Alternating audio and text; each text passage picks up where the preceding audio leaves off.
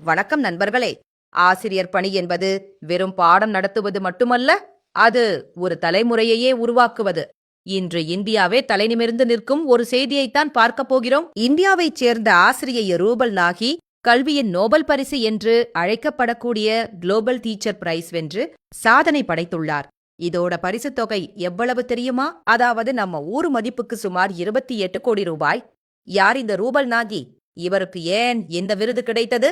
வாங்க பார்க்கலாம். ரூபல் நாகி இந்தியாவை சேர்ந்த ஒரு அறிவியல் ஆசிரியை.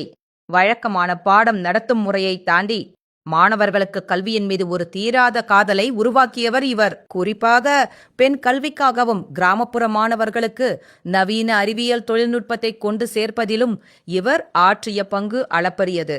உலகம் முழுவதிலுமிருந்து ஆயிரக்கணக்கான ஆசிரியர்கள் இந்த விருதுக்கு போட்டியிட்டாலும் இவருடைய தனித்துவமான கற்பித்தல் முறை இவரை இந்த உயரத்திற்கு அழைத்துச் சென்றிருக்கிறது. லண்டனை தலைமையிடமாக கொண்ட வர்க்கே ஃபவுண்டேஷன் தான் ஆண்டுதோறும் இந்த விருதை வழங்குகிறது. சிறந்த ஆசிரியர்களை அங்கீகரிப்பதற்காக வழங்கப்படும் இந்த விருதை கல்வித்துறையின் நோபல் பரிசு என்றே சொல்லலாம்.